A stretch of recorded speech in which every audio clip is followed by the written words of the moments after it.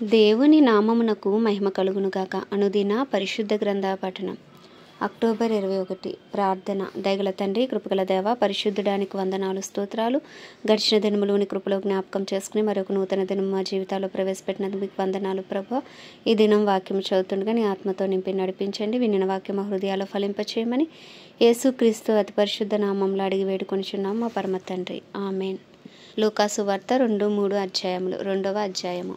ఆ దినములలో సర్వలోకమునకు ప్రజాసంఖ్య వ్రాయవలెనని కైసరు ఔగుస్తు వలన ఆజ్ఞ ఆయను.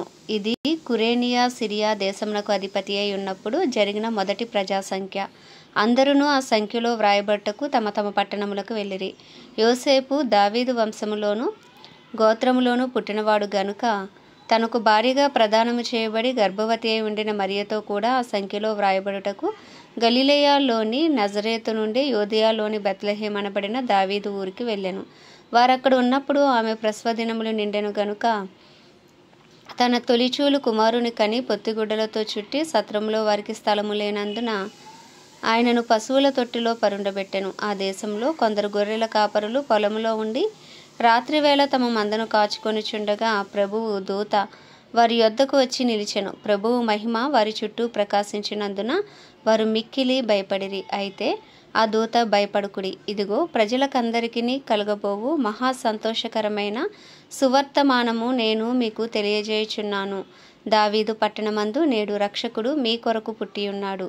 ఈయన ప్రభువైన క్రీస్తు. దానికిదే మీ కానవాలు. ఒక శిశువు పొత్తిగుడ్డలతో చుట్టబడి ఒక తొట్టిలో పండుకొని ఉండుట మీరు చూచెదరని వారితో చెప్పెను. వెంటనే పరలోక సైన్య సమూహము ఆ దూతతో కూడా ఉండి సర్వోన్నతమైన స్థలములలో దేవునికి మహిమయు, ఆయనకిష్టులైన మనుషులకు భూమి మీద సమాధానమును కలుగునుగాక అని దేవుని స్తోత్రము చేయుచుండెను. ఆ దూతలు తమ యొద్ద నుండి పరలోకమునకు వెళ్ళిన తర్వాత ఆ గొర్రెల కాపరులు జరిగిన ఈ కార్యమును ప్రభువు మనకు తెలియజేయించి ఉన్నాడు.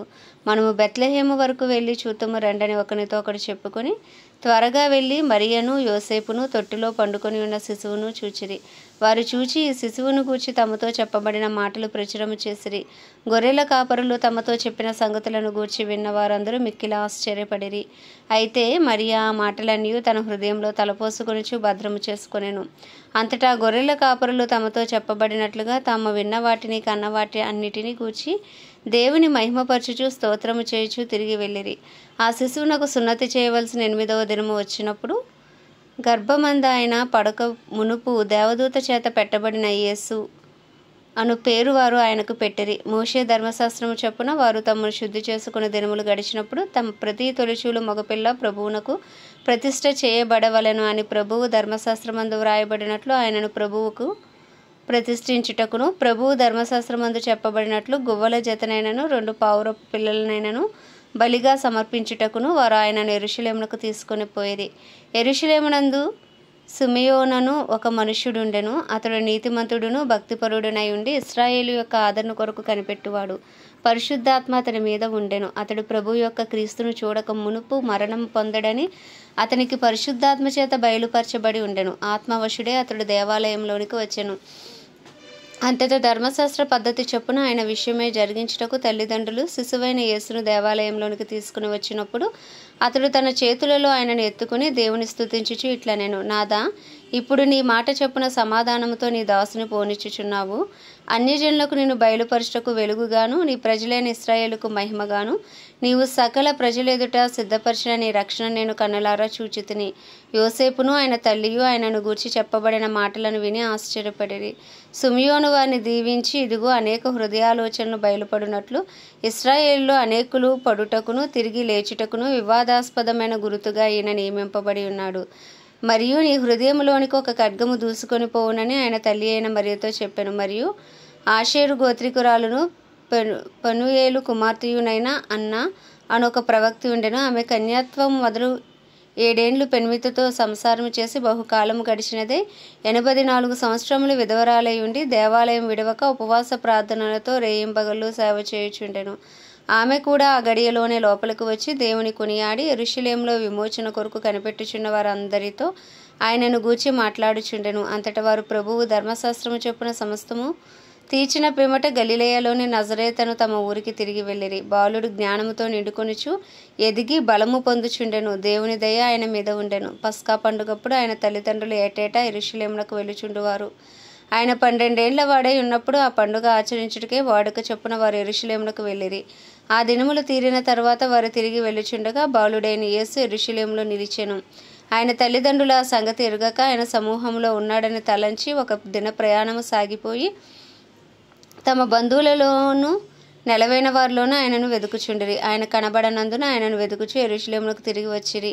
3 దినములైన తర్వాత ఆయన దేవాలయంలో బోధకుల మధ్య కూర్చుండి వారి మాటలను ఆలకించుచు వారిని ప్రశ్నలు అడుగుచూ ఉండగా చూచిరి. ఆయన మాటలు వినిన వారందరూ ఆయన ప్రజ్ఞకు ప్రత్యుత్తరములకును విస్మయముందిరి. ఆయన తల్లిదండ్రులు ఆయనను చూచి మిక్కిలి ఆశ్చర్యపడిరి. ఆయన తల్లి, కుమారుడా, మమ్మను ఎందుకు ఇలాగు చేసితివి? ఇదిగో నీ తండ్రియు నేనును దుఃఖపడుచు నేను వెతుకుచుంటుమని ఆయనతో చెప్పగా ఆయన మీరేలా నన్ను వెతుకుచుంటిరి? నేను నా తండ్రి పనుల మీద ఉండవలనని మీరు ఎరుగరా అని వారితో చెప్పాను. అయితే ఆయన తమతో చెప్పిన మాట వారు గ్రహింపలేదు. అంతటా ఆయన వారితో కూడా బయలుదేరి నజరేతునకు వచ్చి వారికి లోబడి ఉండెను. ఆయన తల్లి ఈ సంగతులన్నింటినీ తన హృదయంలో భద్రము చేసుకొనెను. యేసు జ్ఞానమందును వయస్సునందును దేవుని దయయందును మనుష్యుల దయయందును వర్ధిల్లుచుండెను. 3వ అధ్యాయం. తిబెరి కైసరు ఏలుబడిలో 15వ సంవత్సరమందు యూదయకు పొంతు పిలాతు అధిపతిగాను, గలిలయకు హేరోదు చతుర్థాధిపతిగాను, ఇతూరయ త్రకోనీతి దేశములకు అతడి తమ్ముడైన ఫిలిప్పు చతుర్థాధిపతిగాను, అబీలేనే దేశమునకు లూసానియా అధిపతిగాను, అన్నయు కయపయు ప్రధాన యాజకులుగాను ఉన్న కాలమున అరణ్యములోనున్న జకర్యా కుమారుడైన యోహాను నొద్దకు దేవుని వాక్యము వచ్చెను. అంతటా అతడు వచ్చి పాపక్షమాపణ నిమిత్తము మారుమనసు విషయమైన బాప్తిస్మం పొందవలనని యోర్దాను నదీ ప్రదేశమందంతటా ప్రకటించుచుండెను. ప్రభువు మార్గం సిద్ధపరచుడి, ఆయన త్రోవలు సరళము చేయుడి, ప్రతి పల్లము పూడ్చబడును, ప్రతి కొండయు మెట్టయు పల్లము చేయబడును, వంకర మార్గములు తిన్నని వగును, కరుకు మార్గములు నున్నవి అగును. సకల శరీరులు దేవుని రక్షణ చూతురారు అరణ్యంలో కేకలు వేయుచున్న ఒక నిశ్శబ్దము అని ప్రవక్త అయిన యెషయా వాక్యముల గ్రంథమందు వ్రాయబడినట్లు ఇది జరిగెను. అతడు తన చేత బాప్తిస్మము పొందవచ్చిన జనసమూహములను చూచి సర్పసంతానమా, రాబో ఉగ్రతను తప్పించుకొనుటకు మీకు బుద్ధి చెప్పిన వాడెవడు? మారు మనసుకు తగిన ఫలములు ఫలించుడి. అబ్రహాము మాకు తండ్రి అని మీలో మీరు అనుకొని మొదలుపెట్టుకొనవద్దు. దేవుడు ఈ రాళ్ల వలన అబ్రహామునకు పిల్లలను పుట్టింపగలడని మీతో చెప్పుచున్నాను. ఇప్పుడే గొడ్డలి చెట్ల వేరున ఉంచబడి ఉన్నది గనుక మంచి ఫలము ఫలించని ప్రతి చెట్టును నరకబడి అగ్నిలో వేయబడినని చెప్పాను. అందుకు జనులు, అలాగైతే మేమేమి చేయవలనని అతన్ని అడగగా, అతడు 2 అంగీలు గలవాడు ఏమీ లేనివానికి ఇవ్వలననియు, ఆహారము గలవాడును అలాగే చేయవలననియు వారితో చెప్పాను. సుంకరులను బాప్తిసం పొందవచ్చి, బోధకుడా, మేమేమి చేయవలనని అతను అడగా, అతడు మీరు నిర్ణయింపబడిన దానికంటే ఎక్కువ తీసుకొనవద్దని వారితో చెప్పాను. సైనికులను మేమేమి చేయవలనని అతను అడిగిరి. అందుకు అతడు, ఎవరిని బాధ పెట్టకయు, ఎవరి మీదను అపనింద వేయకయు, మీ జీతములతో తృప్తి పొంది ఉండుడని వారితో చెప్పాను. ప్రజలు కనిపెట్టుచు ఇతడు క్రీస్తై ఉండునేమో అని అందరూ యోహానును గూర్చి తమ హృదయములలో ఆలోచించుకొనుచుండగా, యోహాను, నేను నేలలో మీకు బాప్తిసం ఇచ్చుచున్నాను, అయితే నాకంటే శక్తిమంతుడొకడు వచ్చుచున్నాడు.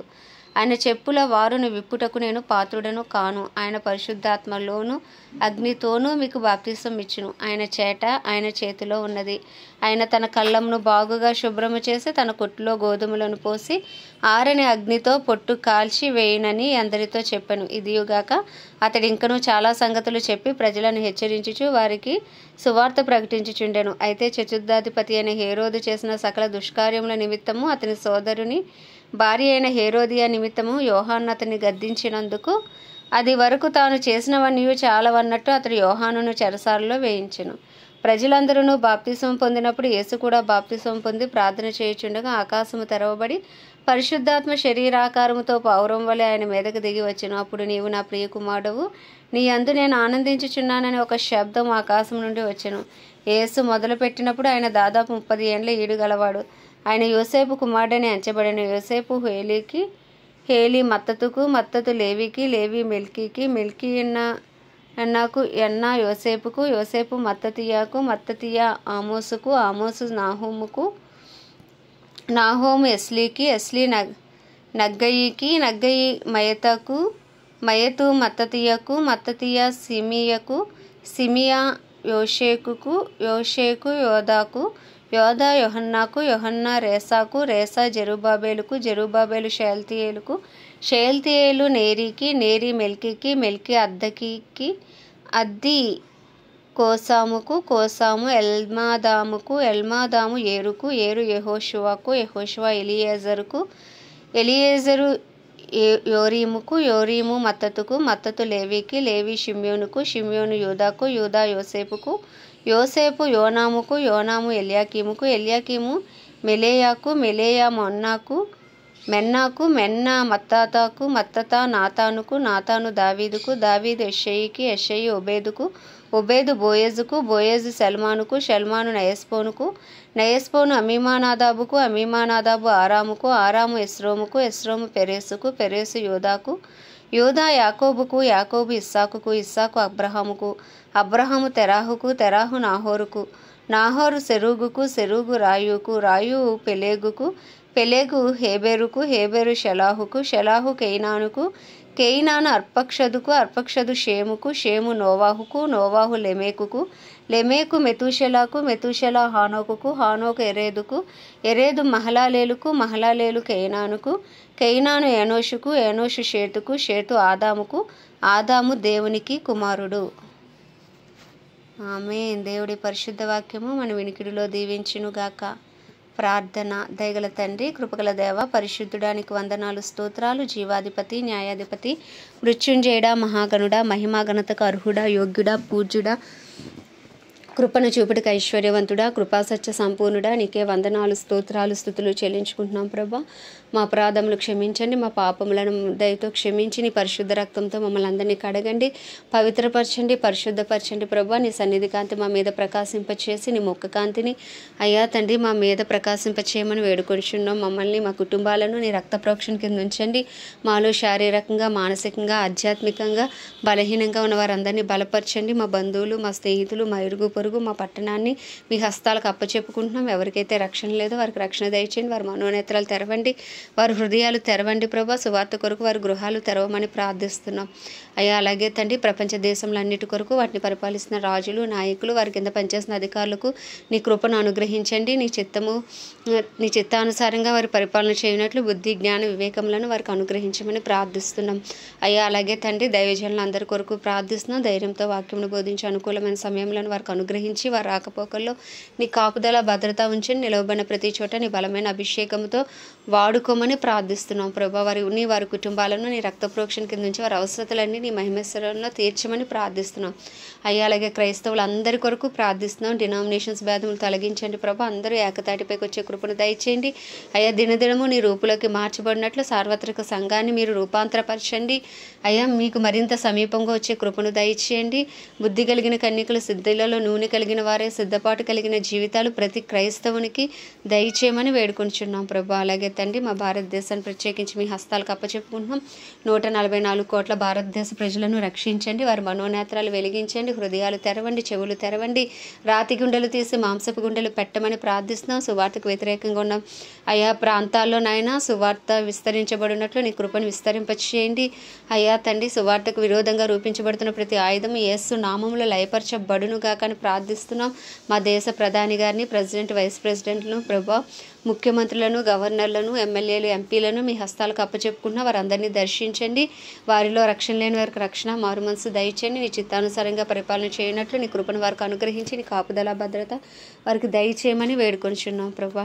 అయ్యా, మా భారతదేశంలో గొప్ప ఉజ్జీవాన్ని రగిలించండి. కడవరి వర్షమే మీరు దిగిరమ్మని, కడవరి ఉజ్జీవాన్ని రగిలించమని వేడుకుంటూ ఉదయకాలమున ఈ చిన్ని ప్రార్థన మనవి నీ పాద సన్నిధికి చేర్చుకోమని యేసుక్రీస్తు అతి పరిశుద్ధ నామంలో అడిగి వేడుకొనిచున్నాం మా పరమ తండ్రి. ఆమేన్. పరలోకమందున మా తండ్రి, నీ నామం పరిశుద్ధపరచబడును గాక, నీ రాజ్యము వచ్చును గాక, నీ చిత్తము పరలోకమునందు నెరవేర్చబడుచున్నట్లు భూమి అందు నెరవేర్చబడును గాక. మా అనుదిన ఆహారము నేడు మాకు దయచేయము. మా ఎలా అపరాధం చేసిన వారిని మేము క్షమించిన ప్రకారం మా అపరాధము క్షమించి మమ్మల్ని శోధనలోకి తేక దుష్టుడి బారి నుండి తప్పించము. ఎందుకంటే రాజ్యము, బలము, శక్తి, మహిమయు నీవే ఉన్నది. ఆమేన్. ప్రభు యేసు రక్తమే జయం, ప్రభు యేసు వాక్యమే విజయం, ప్రభు యేసు నామములో సంపూర్ణ విజయము కలుగును గాక. ఆమేన్, ఆమేన్, ఆమేన్.